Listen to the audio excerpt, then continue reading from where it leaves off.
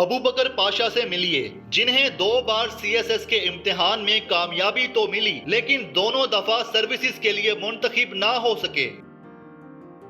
इनकी सिलेक्शन क्यों ना हो सकी और सीएसएस पास करने के लिए कौन सी गलतियों से गुरेज करना चाहिए, बता रहे हैं अबू बकर पाशा। उर्दू पॉइंट की वीडियोस देखने के लिए हमारा चैनल सब्सक्राइब कीजिए और बेल के आइकन पर क्लिक कीजिए ताकि आप हमारी तमाम आने वाली वीडियोस से बाखबर रह सकें। अस्सलाम वालेकुम, उर्दू पॉइंट में खुश आमदीद। मैं हूं आपका मेज़बान उस्मान भट्ट। नाज़रीन, इस वक्त हमारे साथ अबू बकर पाशा साहब मौजूद हैं, जिन्होंने 2015 और 2021 में सीएसएस का इम्तिहान पास किया। तमाम मेडिकल इंटरव्यू और जितने भी टेस्ट होते हैं सब कुछ पास कर लिए, लेकिन इनको एलोकेशन ना किया जा सका, ना इनको सर्विसेज के लिए अपॉइंट किया जा सका। 2015 की बात करें तो सीएसएस में सिर्फ 3% अफराद ने सीएसएस का इम्तिहान पास किया, जबकि 2021 में ये कैंडिडेट की तादाद 2% हो चुकी थी। तो इनसे जानते हैं कि इम्तिहान भी पास कर लिया, इंटरव्यू भी पास कर लिया, मेडिकल भी पास कर लिया, साइकोलॉजिकल टेस्ट भी पास कर लिया, एलोकेशन क्यों ना हो सकी, ये इनसे जानते हैं। सर, सबसे पहले ये बताइएगा कि 2015 में जब आपने सीएसएस का इम्तिहान पास किया, उसकी तैयारी में आपने क्या क्या किया था और कितनी देर में तैयारी की आपने? फिर जब ये आपने सीएसएस का इम्तिहान पास भी कर लिया तो एलोकेशन क्यों ना हो सकी? अच्छा जी, उस्मान साहब, 2015 में जब मैंने पहली दफ़ा इम्तिहान दिया तो मैं डॉक्टर फार्मेसी के फाइनल ईयर में था जी। मेडिकल स्टडीज़ के साथ साथ मैंने सीएसएस की तैयारी स्टार्ट की। तकरीबन 6 महीने मुझे लगे, तो 10 से 12 घंटे और तकरीबन 6 माह के दौरानिए में मैंने तैयारी की और मैंने एग्ज़ाम क्लियर किया। ठीक है। एलोकेशन का मैं आपको थोड़ा सा बताता हूँ कि इसका प्रोसीजर क्या होता है एलोकेशन का। 17,000 बच्चे इस साल अपेयर हुए एग्ज़ाम के अंदर। 17,000 में से 362 बच्चों ने एग्ज़ाम क्लियर किया। ठीक है। अब उन 365 बच्चों का आगे कुछ मज़ीद टेस्ट होंगे, psychological test, psychological interview, medical और फाइनल इंटरव्यू। उनकी बेसिस के ऊपर उनकी मेरिट लिस्ट बनती है। ओके।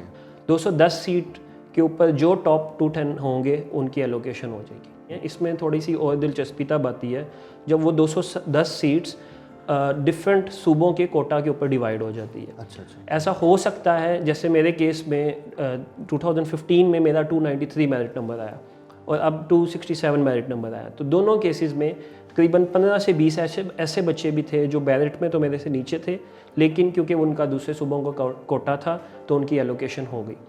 पंजाब के कैंडिडेट्स के लिए टफ इसलिए है कि पंजाब के कैंडिडेट्स को टॉप 150 में आना पड़ता है उन 365 में, तो इसी वजह से मेरी एलोकेशन नहीं हो। ठीक है। 2015 में आपने सीएसएस का इम्तिहान जो है पास किया, तमाम सब कुछ क्लियर था, एलोकेशन ना हो सकी। उसके बाद आपने 6 साल बाद अब 2021 में पास किया, तो इतना गैप क्यों आया? मैं इसमें आपको एक चीज़ का आपके इल्म में इजाफा करूँगा कि मैंने 2015 के बाद 2016 में भी एक अटैम्प्ट दी थी। 2016 के अटैम्प्ट में मेरा रिटन स्कोर तीनों अटैम्प्ट्स में सबसे ज़्यादा था, लेकिन एक पेपर में बहुत स्लाइट मार्जिन की वजह से मैं कामयाब नहीं हो सका था। ठीक है।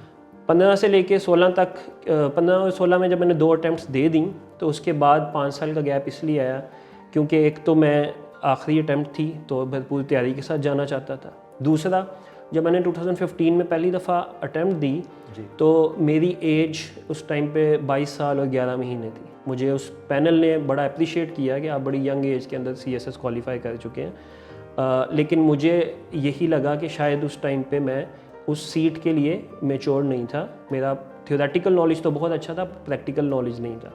5 साल का गैप लिया जिसके अंदर मैंने मास्टर्स किया, मेरी शादी हुई और उसके बाद मैंने अपने कैरियर के ऊपर फोकस किया ताकि मैं थोड़ा सा प्रैक्टिकल नॉलेज लेके आऊँ जिससे मेरे आर्ग्यूमेंट्स रिटन पेपर में और इंटरव्यू में बेहतर हो सके। सही। तो इस वजह से 6 साल का उसके अंदर गैप आया। उस वक्त ज़्यादा दुख हुआ था जब आपको एलोकेट ना किया गया क्योंकि आपने इम्तिहान पास कर लिया, अब भी बिल्कुल वही सूरत हाल थी? 2015 में डेफिनेटली ज़्यादा दुख हुआ था क्योंकि उस टाइम पे कैरियर का पता नहीं था, इतना पढ़ा नहीं था कि हम थोड़े से मेच्योर होते। ठीक है। तो एक स्टूडेंट लाइफ से निकल के सीएसएस पास करना और ना सिर्फ पास करना, 12 पेपर देना, मेडिकल क्लियर करना, साइकोलॉजिकल, उसके बाद इंटरव्यू भी क्लियर करना, तो जब आप इतना करीब आ जाते तो दुख तो होता है। हाँ। इसमें मैं अपने घर वालों का बहुत शुक्रगुजार हूँ, मेरे वालिदैन का, मेरे वालिद और मेरी वालदा ने मुझे बहुत सपोर्ट किया हर मरहले पे। सीएसएस के बारे में कहा जाता है कि सीएसएस वो कैंडिडेट जो है जो स्टूडेंट अप्लाई कर सकता है जिसकी स्कूलिंग बहुत अच्छी हुई हो, कॉलेज बहुत अच्छा उसको मिला हो, उसकी टोटल ग्रूमिंग एक ऐसे माहौल में हो जहाँ पे सिर्फ पढ़े लिखे लोग हों उसके इर्द गिर्द और कोई दूसरा बंदा ना हो। तो ऐसे ही होता है कि कोई भी CSS की तैयारी कर सकता है, कुछ 1-2 साल पहले शुरू किया जाए तो? CSS मेहनत का काम है और मेहनत इसमें डेफिनेटली है, और एक टफ़ एग्ज़ाम है। टफ़ है तो 3 अटैम्प्ट्स दी हुई हैं FPSC ने। सही है। ऐसा नहीं है कि जो उनकी स्कूलिंग अच्छी नहीं है या कोई बैकवर्ड एरिया से है तो वो CSS नहीं कर सकता। हर साल आपको इतनी एग्जांपल मिलती हैं, लेकिन ऐसे एरियाज़ जहाँ पे सहूलतें नहीं हैं वहाँ से भी बहुत बच्चे आके एलोकेट होते हैं, लेकिन उनकी स्ट्रगल थोड़ी सी ज़्यादा होती है। एक ऐसा कैंडिडेट जिसकी स्कूलिंग अच्छी है, जिसका कॉलेज अच्छा है, जिसकी इंग्लिश बेहतर रही है थ्रू आउट हिज कैरियर, उसके पास होने के चांसेस ज़्यादा हो जाते हैं।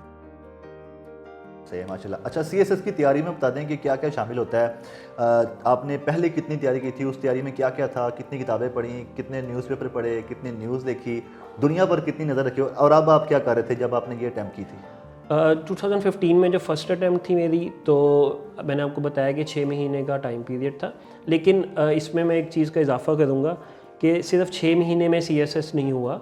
जैसे अभी आपने कहा कि एक स्कूलिंग आपकी चलती आई, मैं गवर्नमेंट कॉलेज के मैगज़ीन में एडिटर था, लिखता था। अच्छा। ठीक है, इंग्लिश में मैं पंजाब यूनिवर्सिटी के मैगज़ीन में लिखता था, तो जो इंग्लिश थी वो मेरी कितने सालों से कवर्ड होती आ रही थी। तो मैं ये नहीं कहूँगा कि 6 महीने में पढ़ के हो गया, वो एक लंबा प्रोसेस है जो काफ़ी टाइम से स्टार्ट होते हुए था।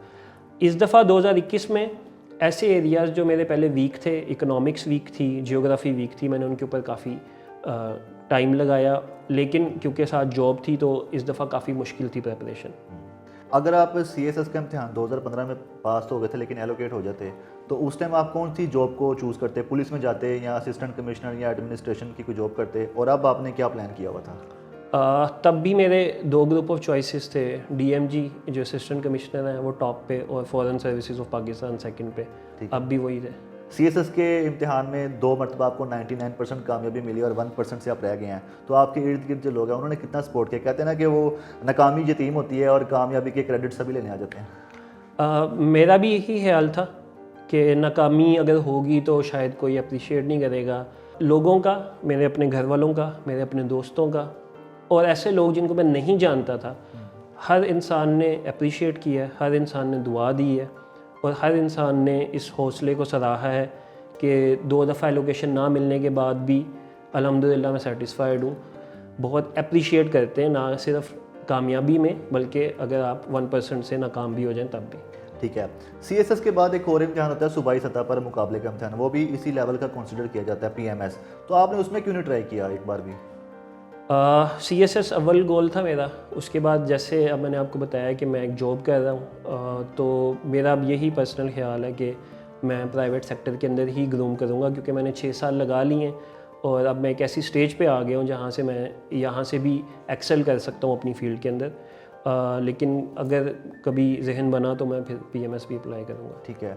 अच्छा, ये बताइएगा कि आप इस वक्त कौन सी जॉब कर रहे हैं, कहाँ पे जॉब कर रहे हैं, और उसके अलावा आपकी क्या क्या एक्टिविटीज़ हैं, क्या क्या शौक़ हैं आपके?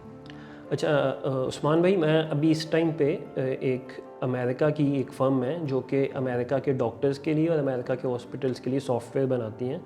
मैं उस कंपनी में एज अ प्रोडक्ट ओनर, आसान अल्फाज में प्रोजेक्ट मैनेजर के तौर पे काम कर रहा हूँ। 6 साल से मैं उसी कंपनी में हूँ और अल्लाह का शुक्र है, अल्लाह ने मुझे उधर भी बड़ी कामयाबी से नवाजा है। घर आने के बाद राइटिंग मेरा शौक़ है और क्रिकेट हम सबको बहुत पसंद होता है। मेरा पेज है फेसबुक पे द थर्ड अंपायर के नाम से, 40-50 हज़ार फॉलोअर्स होंगे उस पर। तो उस पर मैं मैच देखता हूँ आके और उसके ऊपर कुछ आर्टिकल लिख देते हैं। ठीक है। आखिर में कुछ दीगर स्टूडेंट्स को कुछ कहना चाहेंगे जो CSS के लिए अटैम्प्ट करते हैं और इस इंटरव्यू से शायद वो घबरा जाएं कि पास भी कर लो, सब कुछ कर लो और जो सर्विसेज ना मिलें, तो कौन सी गलतियाँ जो शायद आपको लगता है कि आपने की हों और वो जो स्टूडेंट है वो ना करें? मैं सारे पंजाब के कैंडिडेट से स्पेशली मुखातिब होऊंगा कि पंजाब का मेरिट नंबर बहुत टफ है। ठीक है, आपने जब रिटर्न की तैयारी करनी है तो आपने मेक श्योर करना है कि आप सिर्फ रिटर्न की नहीं तैयारी कर रहे हैं, आप मेडिकल, साइकोलॉजिकल और इंटरव्यू सबको मद्देनज़र रखते हुए जा रहे हैं। आपने टॉप 150 के अंदर आना है। एक मेथड ये है कि आप 3 साल अपनी ज़िंदगी के डेडिकेट कर दें। उस 3 साल में आप 3 दफ़ा CSS की अटैम्प्ट दे सकते हैं, 3 दफ़ा PMS की अटैम्प्ट दे सकते हैं, और ऐसे डिफरेंट काफ़ी पेपर्स हैं FPSC के और PPSC के 1 पेपर जो आप दे सकते हैं। दूसरा मेथड उसका ये है कि मेरे वाला मेथड है कि जिसमें आप CSS को एक एग्ज़ाम की तरह ट्रीट करते हैं लेकिन साथ आप अपने कैरियर को परसू करते हैं। इसके अंदर फ़ायदा ये होता है कि आप कभी प्रेशर में नहीं आते। और इवन अगर आप नॉन एलोकेटेड भी जा रहे हो तो आपके पास एक वेल इस्टेब्लिश कैरियर होता है जिसको आप परस्यू कर सकते हो। ठीक है, एक आम रूटीन लाइफ में कोई भी देख रहा है तो वो अपनी रूटीन लाइफ में कितने घंटे निकाले स्टडी के लिए, और स्टडी में क्या क्या रखे कि पहले एक सब्जेक्ट को कंप्लीट करेंगे या तमाम सब्जेक्ट्स को डेली थोड़ा थोड़ा पढ़ता रहे? ये हर कैंडिडेट की जो स्टडी का मेथड है ना वो डिफरेंट होता है, लेकिन CSS के लिए एटलीस्ट 5 से 6 घंटे डेली बेसिस के ऊपर आपको डेडिकेटेडली पढ़ना चाहिए। और ये अब हर स्टूडेंट के ऊपर है। कुछ स्टूडेंट्स ऐसे होते हैं जिनको एक सब्जेक्ट वाइंड अप करने का शौक़ होता है, और कुछ ऐसे होते हैं जो एक सब्जेक्ट पढ़ के बोर हो जाते हैं, तो वो अपना स्केड्यूल इस तरह से डिवाइड करें।